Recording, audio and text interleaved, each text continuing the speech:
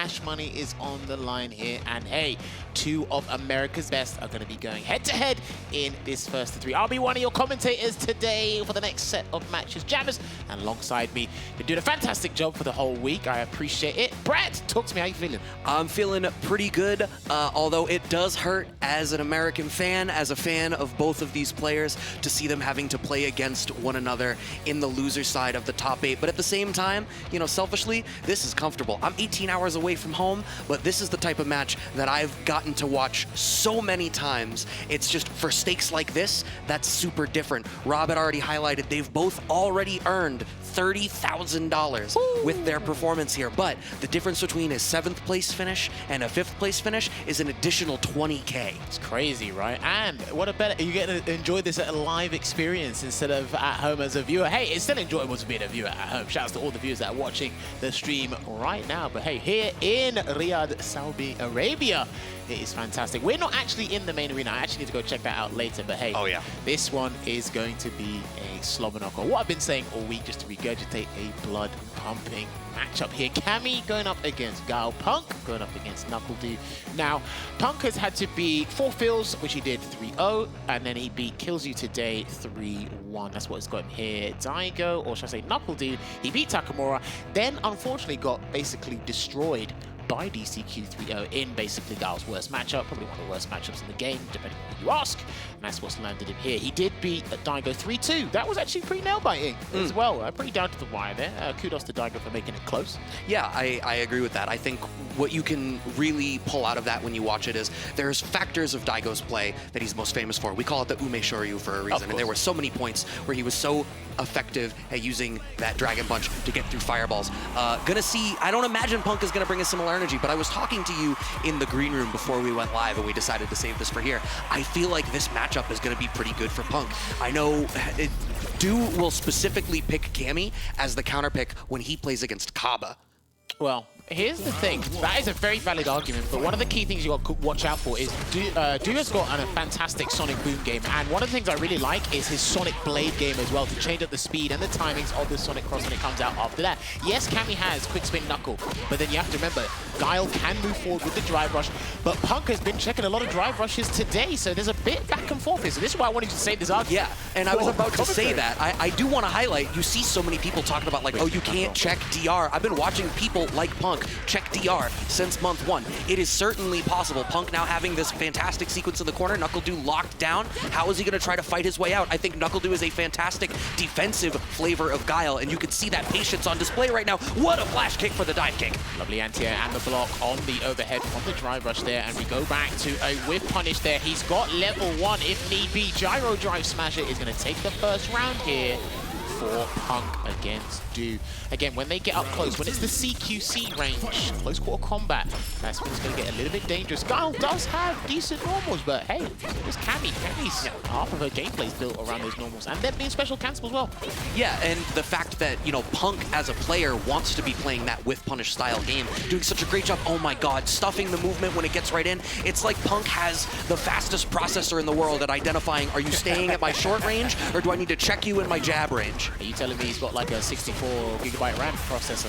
Yeah, he's beta testing the i10. Oh, and then he goes for the empty jump, but a flash kick gets him there, and he might be able to react to a DI with Delta Red Assault taking game 1 here. Test the waters, I respect it, but at the cost of getting yourself sniped by the level 3.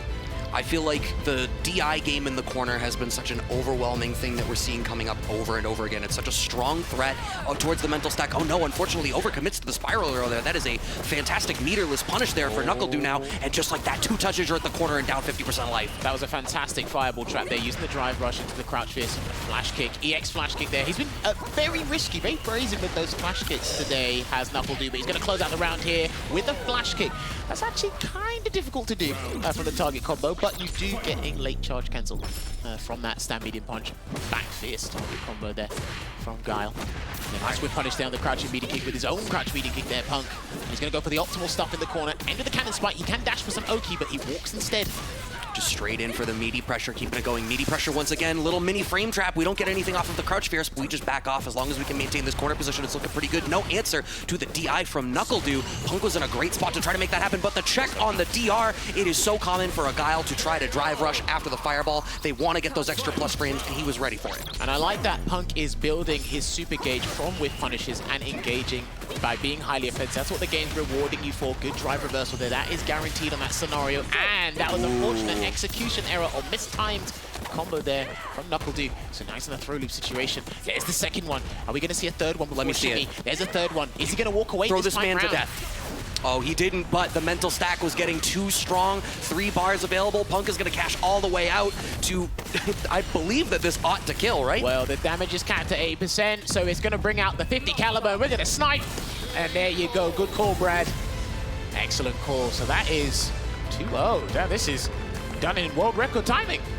What did I say in the green room, man? I said, do Punk, and it pains me to say it because I love Du. I've been a fan of NuckleDu for a very, very long time, but I just can't help but feel like Punk's approach to this matchup, Du's style of Guile being a little bit more defensive, I feel like that's exactly the wheelhouse Punk wants to play this matchup in, and there's a little bit of deliberation happening here in between. This may well just be NuckleDu trying to take a breather, recenter himself, but I wonder whether, no, it's... Color change. Color change. Color change. Well, look, even in that time, because of how fast you can rematch in the game, you definitely need like a couple, 5 seconds to 10 seconds to ruminate and think about it. He's going to have to take the dogfight to Punk now. He's got no choice but to adapt, and like we said, the system allows you to move forward. You can do that. But at what risk? It's going to be at your own peril. Lovely meaty cannon strike there from Punk. Okay. Slam down, that is. A lot of the jump hard punches in this game, they do knock down as an air-to-air or against airborne opponents. So. We didn't have the down charge ready just there. It was just early enough on the jump, I think. This time Punk finds the cross cut as NuckleDu tries to get out of the corner. Cross up connects. You are going straight back into the corner, my friend. Clipped by the extra low. Oh, I don't know. I imagine that was a reset because Punk didn't want to have to spend the bar. Regardless, he utilized that incessant pressure from Cammy's lights. And this is the thing, if you keep blocking, you're going to get punished for blocking. I'm going to say it again, you get punished for blocking in these games now, so he can't block forever. And he doesn't want to risk interrupt with an EX flash kick or even a poorly timed parry attempt. Yeah, there was no whiff punish there on the fierce out of Cammy, but now NuckleDu has managed to send Punk back full screen. But Punk is being so, having so much success at navigating around the ground game and the fireball game. And you highlighted the strength of Du's fireball game. Fantastic anti-air, and Du getting pushed back to the corner again. Okay, good call here with the crossfire somersault it is. And yeah, here's the thing with NuckleDu Sonic Boom game. He hasn't really been able to illustrate how excellent it is to us right here because of the situation that he's trapped in. And he's losing drive gauge by the second, Brad. Oh, with Punk's life as low as it is, Cammy has access to CA. This is, depending on the starter and how much drive gauge Punk has available to him, if he finds this hit. I think if he gets a medium and drive rush cancel, I think that's it. Oh, okay. I think he tested the waters there. Now, if he pressed maybe a frame later, he might have been caught by that DI, depending, because that was an overhead, not a light. I think if he pressed a light, I think he lost. Shimmy into the cannon spike. And he's trying to hold up. He's trying to run away here. This is not looking too good. Is he going to go into level 3? No. But the next sequence, anything Du does incorrectly, that will be Delta Red Assault. Well, and also you have to recognize the threat of the level 3 against the Fireball character. Du's game is a little bit stymied right now. Oh, no! That's going to be it. He was too greedy. You can see it. He knew it. He was so tempted. He was all basically goaded into doing that DI situation, but it was too obvious there. Punk with the jump out and taking it 3-0 very convincingly. You won your argument, Brad.